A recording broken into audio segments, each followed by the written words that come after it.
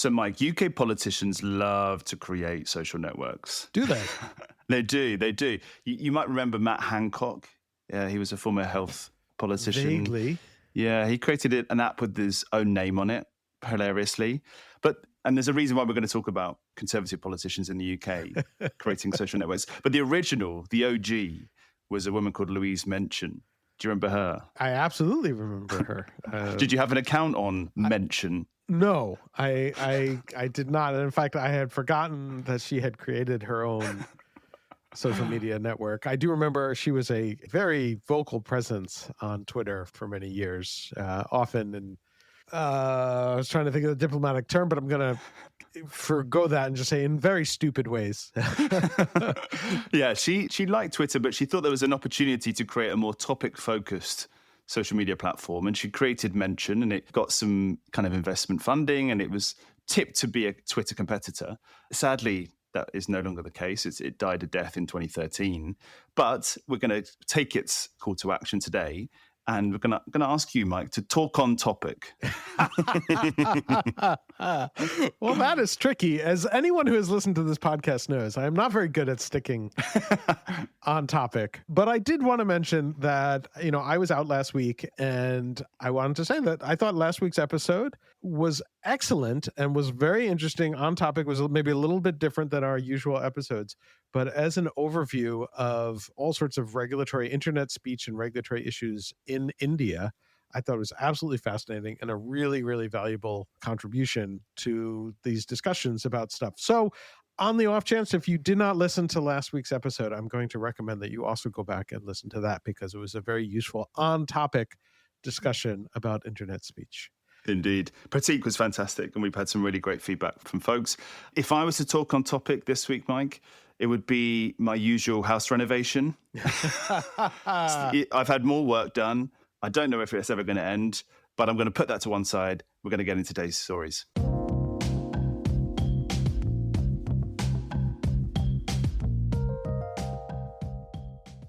Hello and welcome to Ctrl-Alt-Speech, your weekly roundup of the major stories about online speech, content moderation, and internet regulation. It's April the 17th, 2025, and this week's episode is brought to you with the financial support from the Future of Online Trust and Safety Fund. This week, we're talking about the effect of Meta's antitrust case, state porn laws, and why everyone is creating a social network apart from us. Mike Masnick, you're back from holiday. Welcome. Yes. How are you doing? I'm catching up on everything. The perils of taking a break. Yeah, it is difficult to actually go away, and I did stay partially connected while I was away. But I'm feeling like, the world is so crazy right now that it is impossible to catch up, even if you are around and paying attention. And so to try and take some time off and not do that, it's been a little bit of a challenge catching up this week. But it is all good, and there's lots of stuff to talk about. So. Yeah, you look good for it. You've got, we were talking before we started, you've got a bit of color. You've got a tan. I don't believe you. I mean, the listeners won't, I want to paint them a picture, okay? So the listeners, Mike is normally, I would say, like a normal shade of color, but he's looking, I'm pale. Palish. But now you're, in the range of Donald Trump to Elon Musk. No. You are. I would say you're kind of somewhere in the between. You're like Marco Rubio. I don't think that's true. I will note, I was out in the sun quite a bit, and I was decently far south of here where it was very sunny. I did put on a ridiculous amount of sunscreen, however, which I do think protected me. So I do not think I turned any particular shade of color. I think I still remain my very pale self. Yeah, okay. Well, you're not Robert F. Kennedy. Yeah, definitely. The leathery skinned. Yeah, well, lovely to have you back. And thanks again to Pratik Vargrave for stepping in last week and giving us all of his information and understanding about the Indian regulatory system. We have had a couple of podcast reviews since you were away, Mike. You remember before you left for holiday, we asked folks to rate and review the podcast, leave a literary reference. And we've had a couple, but one of them has gone a bit over our heads, hasn't it? We are not as up on literary references as perhaps we thought. No. And somebody has very kindly given us 5 stars. It really, really helps us spread the good message about the podcast. So thank you for the listeners for doing that. there's a line in there that might be a literary reference. It sounds like it must be a literary reference. Yeah. I mean, it's either that or somebody's having a very bleak time listening to our podcast. The line still gave us 5 stars. Still gave us 5 stars, perhaps out of pity. The line is, I scream for I do not know, meaning eludes me, sanity slips. Now, I instantly thought like kind of Kafka, but I couldn't find anything. It sounds kind of poetic. I wonder if there's a romantic poet out there, perhaps, that this listener is borrowing from. We can't find the source. Yeah, I mean, I scream for I do not know is a reference to an internet meme, not to a sort of deep literary reference. It is an internet meme. I'm not going to get into it because it's a fairly complex internet meme. But the rest of it, meaning eludes me, sanity slips, I'm not as sure if that is a direct literary reference or if someone is having an issue in our reviews. We appreciate it because it made us think, but it's an interesting one. Yeah. So again, I'd love for listeners to get in touch and help us out. Send us an email, drop us a message on all your favorite well-moderated platforms. Where is this quote from? I scream for I do not know, meaning eludes me, sanity slips. We'd love some help. And if you can't help us work out the answer, please leave your own literary themed review on any major platform. And try and stump us. More than likely, you'll stump us. Podcast at Ctrl-Alt-Speech.com, CTRLALT speech.com. We'd love to hear from you. Great. We've got a bunch of really interesting stories, Mike, this week. We've spent double the time we usually do talking through what we're going to cover today. So let's get right to it. We're going to start with a story that many listeners have been following, that there's been the subject of a lot of news coverage this week, Meta's antitrust case.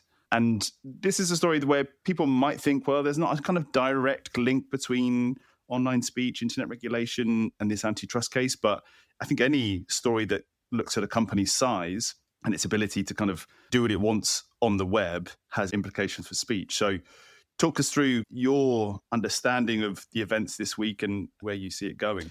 Yeah, and obviously this is a big case, and I think there's a direct connection between internet speech, which is that, there is this element of this case which has to do with Facebook's purchase of Instagram before they were renamed Meta, and the question of whether or not that was anti-competitive, and obviously potential remedies if that was found to be anti-competitive, even going back over a decade, is the idea of potentially breaking up those companies. And there are a bunch of stories that are coming out about this case and sort of the impact. And so we're not going to be able to cover all of it. We're certainly not planning on being a regular reporting coverage of all the ins and outs. But there were a couple of elements that came out this week that we thought were worth commenting on, including, interestingly, and we didn't discuss this beforehand, so I'm just bringing this one on you, Ben. There was a discussion that apparently at one point Zuckerberg had considered spinning off Instagram himself, and that came out in the case that he had had these internal discussions, like basically saying, well, the government is going to push us to do this no matter what. Why don't we just get ahead of it and spin it out ourselves? Which is sort of an interesting revelation. But there were some other interesting revelations as well that I thought were worth covering. The first, and I won't spend that much time on this because I actually think the second one is a little bit more interesting. The first one was a Wall Street Journal revelation that didn't come out in the case. A lot of the other stories are sort of things that were revealed as the trial went underway. This, the Wall Street Journal reported, was that Zuckerberg tried desperately to settle the case before it actually went to trial. And we know, because we've talked about it, and everybody listening to this has been paying attention to the news about how Zuckerberg in the last, let's say, 6 to 8 months has tried to become much more friendly with the sort of MAGA Trump universe, doing a bunch of things, saying a bunch of things, changing policies, settling a ridiculous case, paying Trump directly $25 million, supporting the inauguration, all of this stuff. That didn't get enough coverage, I think. That kind of just like, I know it was a story, but it's kind of got lost in the floods. There's a lot going on, Ben. But so there was this element of like, okay, now he's in the tent, and even Donald Trump sort of talked about him being in the tent and all these things. And so the FTC had started this investigation, and we had talked about this maybe a month or two ago. I don't even remember now. Where it's like, who is the FTC investigating now? Because, all of the big platforms have sort of come into the tent and have been friendly to the Trump administration. And so it appears that Zuckerberg had sort of hoped that because of all that, he would be able to go to now Commissioner of the FTC, Andrew Ferguson, and say, like, hey, come on, like, let's cut a deal and let's get this over with. And that's not unheard of, that companies facing a trial will try and cut a settlement before it starts. But the Wall Street Journal has some of the fairly interesting details of the negotiations, including the fact that Zuckerberg had offered a $450 million settlement, which was way below. The FTC sort of came back and demanded $30 billion. That's, there's a 60x difference there. It was a pretty big deal. And apparently they went back and forth a little bit, and Zuckerberg moved up to $1 billion. He offered to settle it for $1 billion, which is, it's a lot of money, but, for a company of Meta's size, probably not that big. Yeah. I think it's per quarter, like a significant number of $1 billion are made from advertising. So this is kind of chump change. Yeah. I don't know. It's quite chump change. I do think it hurts, but it doesn't hurt that much. It's a scratch. Okay. That's what I would put it as. And so there was some back and forth. And I imagine that the back and forth is still going on behind the scenes, and that they're still, like, they could still settle it in the middle of a trial. That has happened before. But there's a lot of, the effort. Zuckerberg went and visited with Trump a bunch of times. He brought in a bunch of sort of Republican folks and people who know people in the Trump universe to really try and convince them, and had all these discussions, and it didn't work. And so that's interesting. And the question is, what does that mean? Does that mean that Ferguson and Trump don't believe that Zuckerberg is fully in the tent yet? They want to extract a bigger thing from them. They think their case is strong. There's a bunch of different things that it could be. And then on the flip side, like, what is Zuckerberg's and Meta's position? And there is an argument that the reason they're effectively lowballing the FTC and offering sort of a lower number for the settlement is that they actually feel that they have a pretty strong case. And I'm not sure they're wrong. I mean, this case, when it was originally filed, and this is one of the cases that was originally filed by the last Trump administration right before they left office. It was sort of December of 2020. And it was thrown out originally because it was incredibly weak, like ridiculously weak and poorly done. And it was clearly a rush job trying to get it out the door. My understanding was they tried to actually get it out before the election, because Trump decided that going after big tech was going to be how he would win the 2020 election. They got, one case out on Google, and then the Meta case, Facebook case, came out after the election, and it got thrown out. And then the Lina Khan FTC refiled it and filed an amended version, which was definitely stronger and more competent. But now it's the Trump Ferguson FTC that's actually doing the trial of the case. And so my guess is that Zuckerberg and the Meta legal team feel like they're maybe not in a bad legal position, and that they could actually win this case. And a lot of it hinges on, we don't need to get into all the specifics, but some of it at least hinges on the idea of, do they have real competition for social media?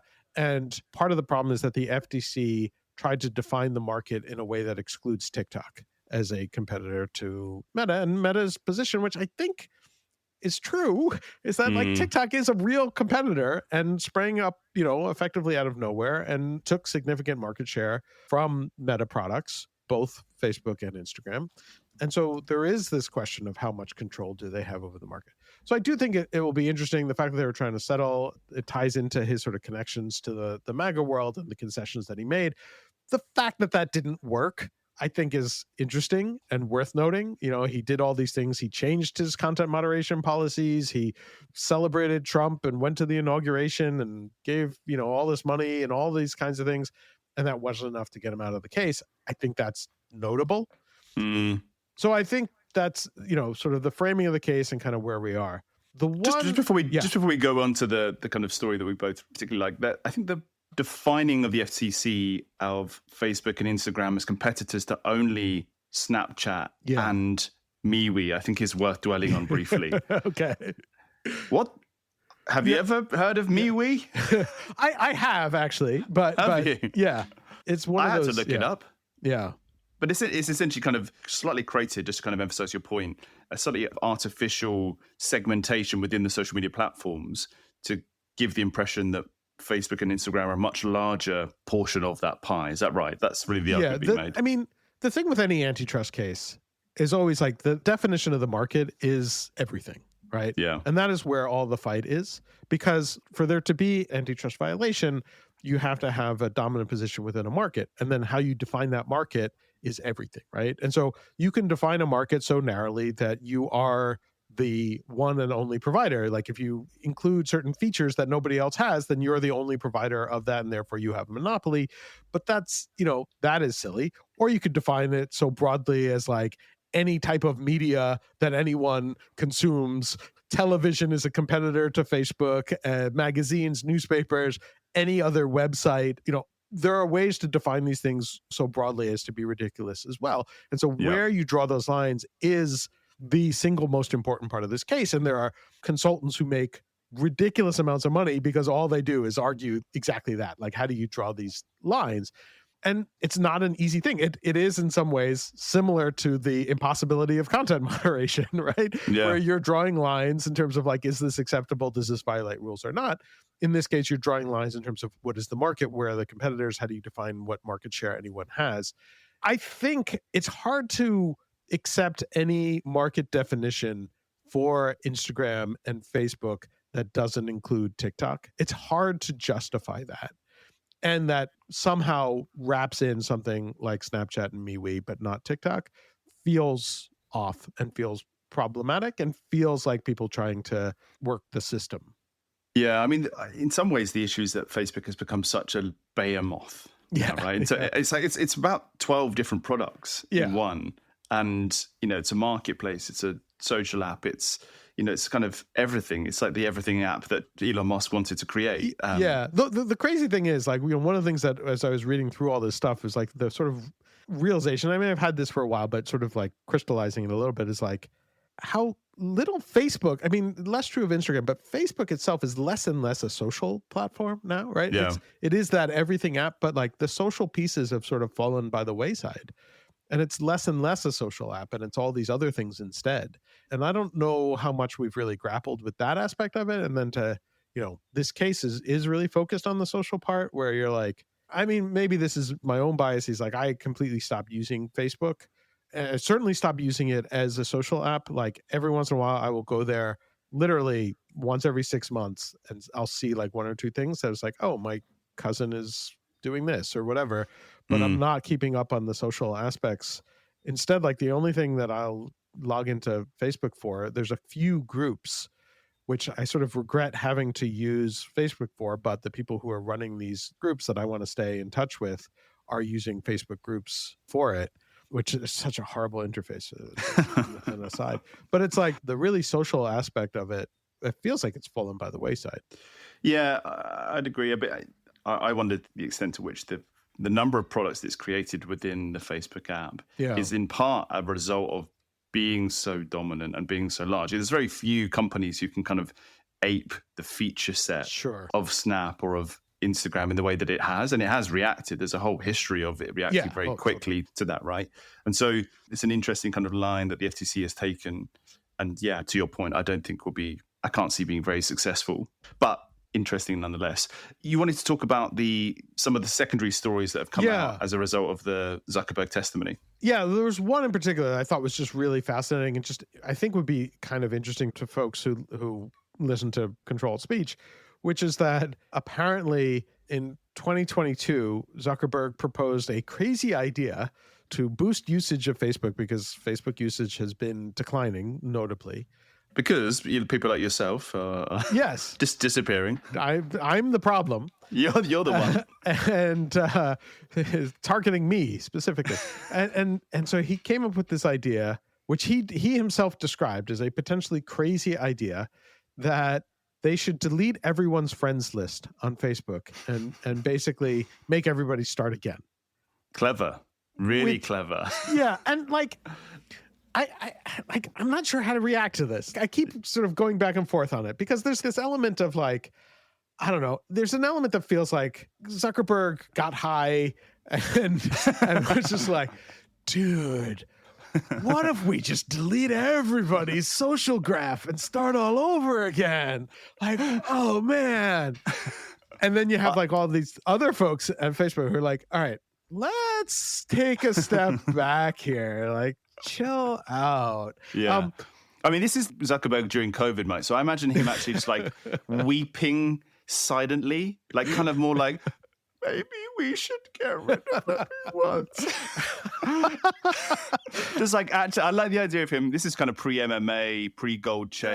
Okay. I've got a really thick neck. So I like the idea of him like kind of crouching in the corner, being like, what? Like last resort. I don't know. I mean, there is the element of like, if I wanted to look at this in good faith, and it's like, I can almost see the logic behind it. I can't because it's stupid, right? But like, I sort of see like there's this weird through line where it's like we're trying to, part of the issue with Facebook and people like me abandoning Facebook, and certainly like kids not wanting to use Facebook, is the fact that it's old and it's built up all this layers and layers of cruft and nonsense. And like you described, the 12 different products, and like that's made it sort of complex. And there's all these legacy issues. And getting rid of legacy issues is so difficult for a company that's been around for a while, that has, people rely on it for different things, and everybody views it as a different kind of product. And so like, there is this element of what if we just shook everything up and like give us a fresh start, and that allows for us to do something. And one way to do that is like, okay, delete everybody's social graph and start again. And it's like, there are elements like I'll, and those rare every 6 months when I log into Facebook, I'll look at it and say like, wait, how am I connected to this person again? Like, why did I ever agree to agree to this person? And it's like somebody I connected to in 2013, and every once in a while, like I will discover random things where it's like somebody, for whatever reason, I connected to in 2012, 2013, because, they were fighting copyright SOPA stuff with me, and now they're like a huge Trump supporter. I'm like, do I want to be connected to this person in the first place?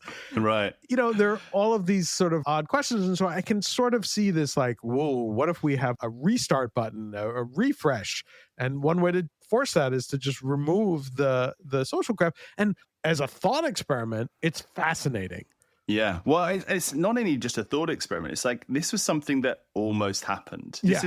This isn't mentioned in the Verge piece that you're referencing, but a guy called Louis Barkley created a Chrome extension that he called Unfollow Everything 2.0, which basically allowed Facebook users to automatically unfollow everyone, pages, groups, friends. You'd have an absolute field day, Mike. But you'd essentially get rid of your newsfeed. And he was doing it, I think, so that he didn't want to be served ads. Yeah, well, so one qualification on that, he did Unfollow Everything. Unfollow Everything 2 is a separate thing that we did talk about, because that was the Ethan Zuckerman created that based on Barkley's code and with permission from Barkley. Oh yeah, of course, yeah. So there was 2 versions of it, right? But his kind of the genesis of the idea was to give people the control that you've expressed that you want, right? Yes. In creating an experience for yourself that feels relevant and doesn't have people that are 10 years from the past, spouting MAGA memes at you. And so he released this Chrome extension, but he was taken to court for this. He was given a lifetime ban from Meta. The Chrome extension had to be taken down because Facebook realized that it compromised their kind of whole business model, basically.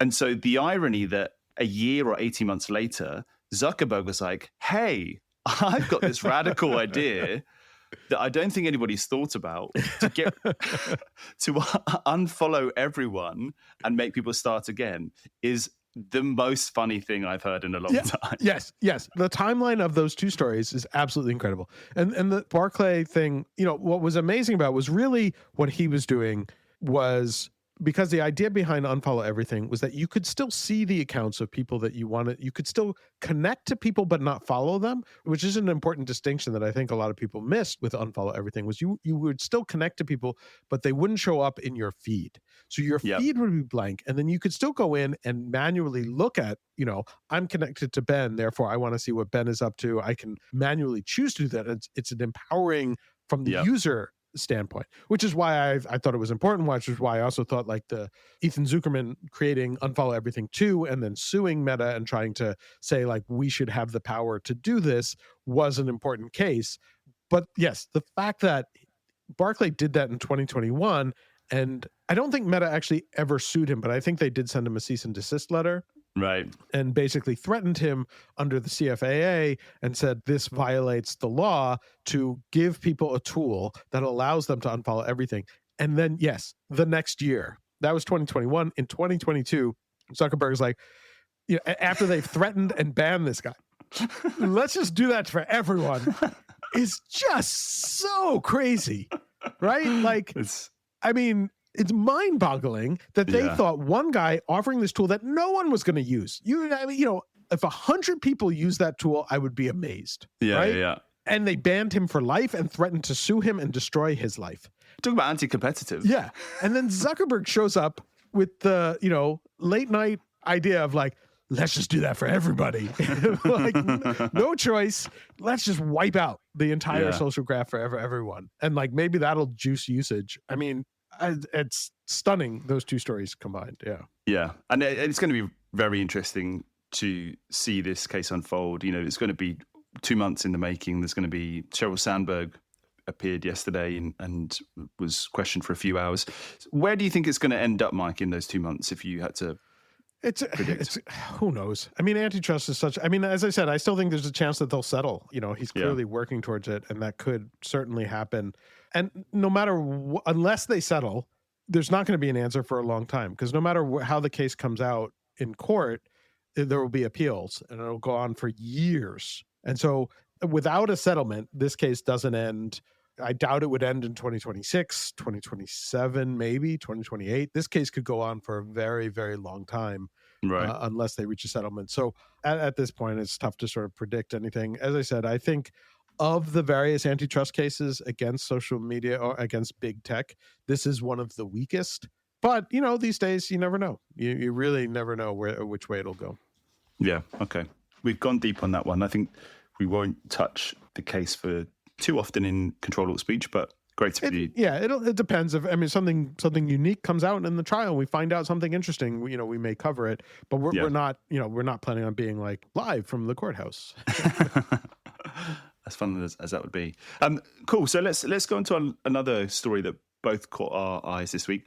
It's a story that concerns kind of age gating laws and the porn laws that we touched on a number of times in Ctrl-Alt-Speech, of which there are many in the US now. Kind of age gating porn is a big part of the online regulation debate. It's something that there are various kind of sides of the argument on. You want to kind of protect children from the exposure to porn, but also some of the means by which you do so are very ineffective or are privacy busting in some ways. And so these laws are a kind of fascinating strand of what we cover in Ctrl-Alt-Speech each week. A new study has looked at one particular law and has followed it from the kind of pre-inception to 3 months after the fact. And some academics in the US have looked at the Louisiana 440 porn law in the state of Louisiana. And it's a really interesting example of what happens inadvertently when you introduce some of these laws and how you need to think about not just the kind of upsides, but also maybe the inadvertent effects of them. So these academics basically looked, Mike, at the Google traffic to the largest porn site in Louisiana, Pornhub, for 3 months after the law went into effect. And it looked at the largest non-compliant porn site, which is called Xvideos. And they tried to ascertain whether people who were previously going to Pornhub but were now hitting a kind of age gate wall, a ban, actually Pornhub stopped using its services in Louisiana as a result of this law. So whether those people were therefore going elsewhere. And what it found was that Pornhub's traffic went down by 51% in those 3 months. And Xvideos gained 41% of traffic. And so the study basically shows the kind of impact of these laws and what happens maybe when the compliant element, that the platforms that are compliant, they're not always the ones that you should be looking at. You should be looking at the ones that are not compliant as well. The Atlantic have done a really good podcast with one of the researchers, a guy called Zeev Sanderson, who's exec director at the NYU Center for Social Media and Politics. And he talks really thoughtfully about the study, how they try to answer this question of what are the unintended consequences of laws like this. And I just think it's a really great live case study, basically, of what happens when you introduce laws like this, Mike. You've talked about porn laws. We've talked about them on the podcast. You actually know Zeev as well, I believe, from work elsewhere. Yeah, no, I've known Z for a while. I've talked to him for a while. I think he does really, really good work. I think the entire Center for Social Media and Politics at NYU does amazing research. They sort of continually push out tremendous research. And every time I talk to Ziv, I'll run into him at an event here or there. He'll fill me in on like, oh, we're going to have this amazing new report come out in a few months. And it's always like very creative ways of looking at these things and really trying to understand stuff and really providing enlightening data and data points on questions that or assumptions that people make, and actually being able to go in there and get that data. And I did want to clarify a little bit on it, which is that because of the position that they're in terms of which access to what data they have, they don't actually have access to the actual traffic data for Pornhub or Xvideos. And so they were using Google Trends data, which has limits because it is searches, right? And Ziv says part of the thinking is that these days, especially in like Chrome, which is most people use Chrome or Chrome-based browser, a lot of people never type in the actual URL. They type in Pornhub and it shows up as the first results in search. And so they don't use it for searching. They use it as a sort of way to get to where they know they want to go anyways. So they think it's a good proxy for it, and they're probably not wrong. But the other element of it is that they're using Google Trends, which doesn't give you an absolute amount, but gives you a relative amount. So they can say that Pornhub searches in Google Trends in Louisiana dropped 50%, but they don't know what that actually means technically in terms of like, where did it really start? Where did it end? And even how does that compare to like Xvideos going up 40%? It's not like, oh, we know that all of the traffic from Pornhub moved to Xvideos. But all that said, just caveats, we just want to be really specific. And I'm saying that in part because I know Ziv, and I know Ziv is very, very careful about these things. And his colleagues as well at NYU are always very careful about people misrepresenting anything in their, not misrepresent, but like trying to read more into what their studies say than what they actually are. So I just want to make that clear. But there is really interesting things here. And these are things that like Pornhub themselves made clear when talking about these laws, which is like, we're the only company that's actually complying with any of these laws, right? And there are other companies out there that have adult content online, most of them with no connection to the US whatsoever, and therefore they feel that they don't need to comply at all. But also because of that, so I should be clear here too, like Pornhub and its parent company have a history where they were not good actors in all sorts of ways and did many bad things, and there are plenty of stories out there. But in the last few years, it appears that they are trying to be good actors. They pushed off all sorts of content that they couldn't confirm the details of who was in the performances. They were very, very careful about. I think they ended up cutting like over 50% of the content that they had at one point to try and establish, some standards, making sure that people were not being trafficked and not being coerced into videos on the thing on their site. Whereas the other sites like Xvideos have not done that, right? And so the sort of end result of this, the sort of suggestion from this study is that what these policies have done is not necessarily limit access to adult content. And even Ziv says in the interview that he did with The Atlantic, where it's like, and almost certainly didn't limit kids' access because kids know how to get around all of these things. Because there's a part of the study of people searching for VPNs also. But it is this sort of like, there are consequences to these laws. And the idea that if you just ban something, that makes it go away has always been false. And this just gives some evidence to back that up with the particular case study of the law in Louisiana. And I should note really quickly, the Louisiana law is interesting too. And Ziv mentions this in the podcast. The Louisiana law is one of the only ones that Pornhub basically said they were okay with. They were not happy with it, and they called out the problems with it, but they still allowed it to go into effect, and they have to use this age verification system that is approved by Louisiana. Whereas in most other states that have passed similar laws, they don't have the specific technological requirements. They just kind of say like, hey, do it. And in those states, Pornhub has blocked IP addresses from those states entirely, so that in approximately half of the country, Pornhub is technically blocked. Again, people will use VPNs and other systems to get around it. And IP blocking is only of limited effectiveness.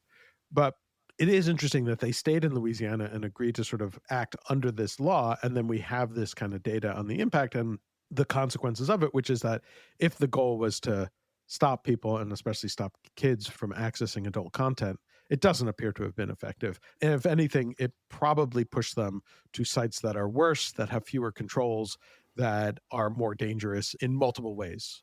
Yeah, you can totally imagine a politician or somebody who was advocating for this legislation to see the 51% number, right? The decrease in the demand for Pornhub content, and to trumpet that as a success of the law without necessarily realizing that there are all these other kind of secondary effects that happen. It naturally raises questions about the effectiveness, and as we've discussed. I was drawn to one point that Zeev made and his kind of co-authors made about the likely net overall reduction in people going to porn sites. And he mentioned this at a few points in the paper. It doesn't go into kind of necessarily how much that is, but there's a sense that it's produced enough friction. There's probably some reduction. What do you make about that as like a justification for these laws? If it's down at all, you will say, people will say actually that's enough right now. Yeah, I mean, so, you put some friction into any system and it's going to limit the speed at which things happen. So yeah, I mean, I'm sure there's some net downward trend, but again, like at what cost and at what value, right? And so like the whole thing with anything that is sort of limiting of speech in some sense or another is that it has to be very specifically targeted towards a specific problem. And like, again, we don't know if that downward trend is it kids, is it youth, or is it adults who just can't be bothered to figure out how this works, where in that case with adults it's perfectly legal activity. And again, like even if it's down, but then let's say some segment of the population is moving on to a site that is less regulated and more problematic, is that a win? I don't think so. And so I think the argument that that's a win in any way is very short-sighted and not really looking at the context of all of this. Yeah. It's the wider effect that I think Zeev and his team have really tapped into here, which is fascinating. Great. Well, we've got other stories we wanted to touch on, Mike, and we're rapidly making our way through today's episode. We talked a bit about the FTC case and how Meta is kind of defining speech for a massive number of people. I think that's pretty relevant to our next story, which is a Meta-focused story and has a really, really tough example of what happens when you don't have the tools at your disposal as a user to block and to shape your online experience. Talk us through that story. Yeah, this is a really interesting piece by Yair Rosenberg at The Atlantic. And the title should capture everyone's attention, which is how social media sites can fight hate without censorship. And it's an interesting proposal in that, first of all, the first half of it uses an example of really a horrific scenario where there is a brigading of a perfectly innocent piece of content. It's the Maccabeats, a Jewish a cappella group that posted a short recording, and the responses and the comments on it are just filled with the most vile of anti-Semitic hate. Just tons of it, like clearly a organized and planned out campaign to attack this particular thing. And it just a stunning amount of it, which is, horrifying, but something that we all know happens at times. And the point that Rosenberg raises is that, especially in this era now that Zuckerberg is like, we're hands off, do it yourself, more freedom, user control, which again, like conceptually, I'm super in support of the idea of putting more power in the hands of the user. But when you're the victim of a targeted attack like this and just this massive brigade, it's impossible. And just asking someone to sit there and go through thousands of the most vile content and trying to like report each and every one is absolutely impossible. And so what he suggests is like that the site should implement what is generally referred to as the mega block. And this actually comes from, there was a tool that someone had built for Twitter, the old Twitter, called Mega Block, which was a third-party tool. But you could go in and put in, I'd used it a couple times. I think you could put in an account and automatically block everybody who followed that account, or like a piece of content, a single tweet, and automatically block every single person who'd liked that, right? I remember that, yeah. This way to just completely wipe out an entire population of terrible people. Mm-hmm.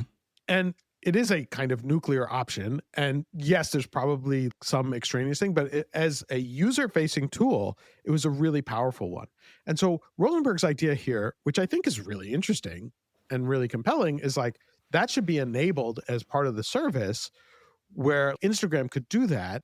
And so on this particular thing, One, the Maccabeats folks could go in and basically nuke everyone who is connected to this campaign, because it is this sort of organized campaign. And it's the same people over and over again doing this stuff with just a few clicks. Instead of having to click through thousands of these pieces of content, with just a few clicks, I can say everyone who liked this horrific thing, just completely block them and have them disappear from the comments. It's like, oh, that's pretty powerful. But more importantly, if those tools are available, it creates some interesting incentives, including fewer incentives for this kind of brigading activity. Right. Because people will realize very quickly that it's not as effective as it is, because they know that anyone connected to it will get blocked completely, and everyone they follow and everyone else who likes it and everyone, it's just like that spread and that power, putting that in the hands of the user. There are ways that it could be abused, certainly, but as a user-facing tool, I think it's really, really powerful. Yeah, it's this kind of upstream benefits to having a tool like that people know exist, right? It's the kind of atomic bomb effect. You don't do it because you have the potential to hit the button. But, I like the idea, but realistically, Meta isn't going to do something like this, right? It got rid of Caratangle. Yeah. Some of the best tools that it's created, it shut it down. Right. I mean, you never know, but it probably won't. But if Zuckerberg is serious about empowering the users, and I don't think he is, but if he really were, this is the kind of tool that would be good to create. And, there are sort of some parallels to this that I think are worth thinking of. And the one that comes to mind in particular is the idea of defederation within Mastodon ActivityPub world is sort of like that. In ActivityPub, you have all these separate servers that federate and connect, but there is the ability to defederate. So if there is a bad actor on Ben's Mastodon or whatever, and me on Mike's Mastodon, I can tell you, Ben, get that guy off of there because he keeps harassing my users. And if you won't do it, eventually I will cut off your entire server. And then everybody there, it is similar to a mega block. And it has created this really interesting incentive structure, some good, some bad. There is the good stuff is that, when Gab, this alternative, horrible, vile social media network jumped on, started using ActivityPub, everyone defederated from them, and it was fine. They were off in their own little corner and they couldn't infect the rest of the world. Yeah. But it also leads to some things where people are like, well, I have to be really careful to tiptoe around because it is kind of a nuclear option. But it's an interesting one. And I think there's a sort of a similarity here, but for a single platform. Yeah. I think it's a really interesting idea. I kind of feel that actually the mega block is almost too late. I'm it's by that point you kind of, you want to have tools like Block Party, I think, that are kind of slightly preemptive, but I do get the point. People can't predict. Well, I do think there are similarities to Block Party as well, which is sort of, again, a sort of user empowering tool, which sort of had some features that were kind of Mega Block like. And so, yes, I mean, so look, if Zuckerberg doesn't want to enable it himself, at least allow third parties to enable services like this for users. I think that would be a compelling step in the right direction. Yeah. Well, talking of tools for users, Mike, a really interesting tool that's been released this week for Blue Sky is one that really helps. Ding, ding, ding. Hit the bell. Yeah, I am on the board of Blue Sky. I had no idea about this particular project until you told it to me just now. And I absolutely love this, but please go explain. Yeah, so this is a really cool tool built by a woman called Faye Johnson, who's a kind of experienced trust and safety professional going back kind of 15 years, built products, done policy at a bunch of different platforms. She's now a fellow at the Berkman Klein Institute. She has created Clear Sky, which is a kind of overlay onto Blue Sky, and means that you get a series of kind of very subtle tools that help you craft a post that isn't going to be toxic or create issues and be harmful, essentially. Clear Sky is its own site. You log in with your Blue Sky login. Essentially it's a Blue Sky clone for what it's worth. But when you hit post, you get this very cute little weather icon, Mike. You get either a sunny, bright sunshine icon if your post which has been kind of reviewed by AI in the course of posting, doesn't have any harmful words in it. And if you told somebody to fuck off, then it will have a stormy cloud. And basically the idea is it's using kind of behavioral theory and nudge theory to say, actually, you don't want to be posting this because it's based upon how we predict other users to respond to this. It's going to be harmful. There's going to be negative consequences. There's also a little button that allows you to post, to hit an AI kind of generative AI button, and that will help edit your post to be less toxic and less harmful. And I gave this a go, Mike, and I my football team is in a parlous state at the moment where, and so I did a kind of fake post about my team, Leeds United, and then used the tool to kind of tidy it up. And it really does an interesting clear up of it. It's a great little, very subtle tool that I think people will find interesting. We'll post a link to the show notes. People can have a go. I absolutely, as I said, I had not seen this. You showed it to me right before we started recording, and I love this idea, right? This is the power of third-party tools. This is the power of allowing people to build on what you've done. And there are a few different things that I think about it, like just the fact that I love the weather framing of it, the way it displays. It's beautiful. It shows like stormy. It gets stormy if you start cursing people out and things like that. This certainly, I'm sure, was inspired by Twitter, experimented with this kind of thing at one point, where it would give you a little heads up warning if it detected that what you said could be deemed as like angry or offensive. And we give these little nudges like, are you sure you want to post that? And, that led to a bunch of silly things because I think the classifier system that they used at the time was not great. And so people would mostly post like joking versions of, like screenshots of like the Twitter suggesting to them that they, post something more friendly or pro-social or whatever. But like as a concept, I believe there were some studies done that Twitter found that it actually did work, that those nudges caused people to go back and rewrite what they were originally thinking of posting. And those little kinds of nudges can be really valuable things. And the fact that here Faye created this separate app that's built on Blue Sky that allows her to create the same thing, with modern AI systems and classifiers is actually pretty cool. I'm sure that some people on Blue Sky who are just anti-AI entirely will freak out about this, but I think this is a really good use of AI to, sometimes it's nice to have that voice in the back of your head saying like, maybe you shouldn't post this, and like maybe this could come off in a poor way and you're going to get yelled at for it. And so I think this is really cool, even if it's just like a proof of concept kind of thing. I love it. It's such a cool idea. Yeah, it's really nice. And, this is the kind of outcome of a 6-month fellowship. So plenty more iterations and work to be done on it. But it's a great idea. I would love to know how she's planning to get it into the right people's hands. Yeah. I think that's going to be the thing. I don't think you and I necessarily are the target market for it. At least, I am so offensive.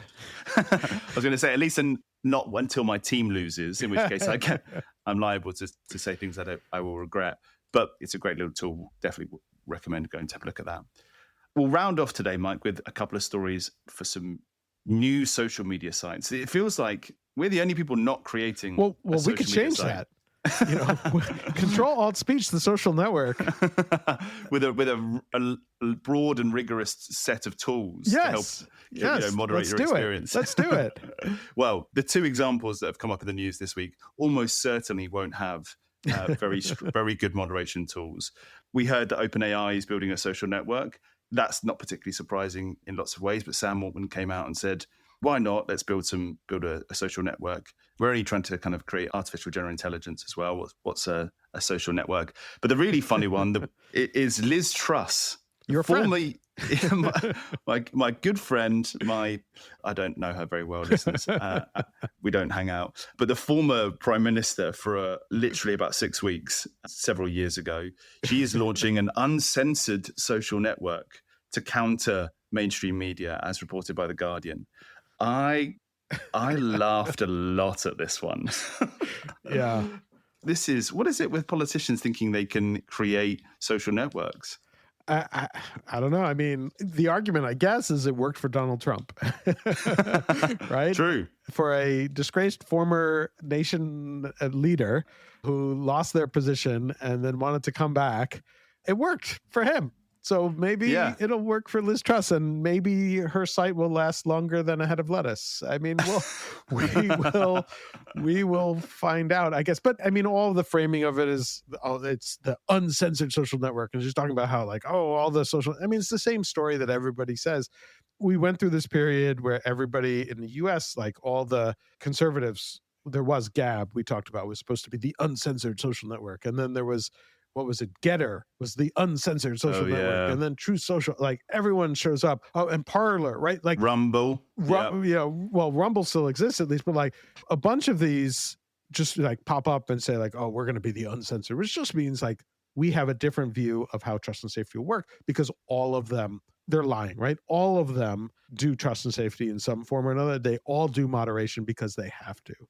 But, they all sort of discover it once they start. And my favorite one was Parler when it launched and said, we're the uncensored, we don't do anything. And then people started posting stuff. And then the CEO came out and was like, new rules, no more posting pictures of the toilet bowl full of shit. It's like where are these coming from? I mean, it's like, people just start mocking you, and then you get all mad. You're like, well, this can't be allowed. And therefore, everyone sort of discovers trust and safety their own special way.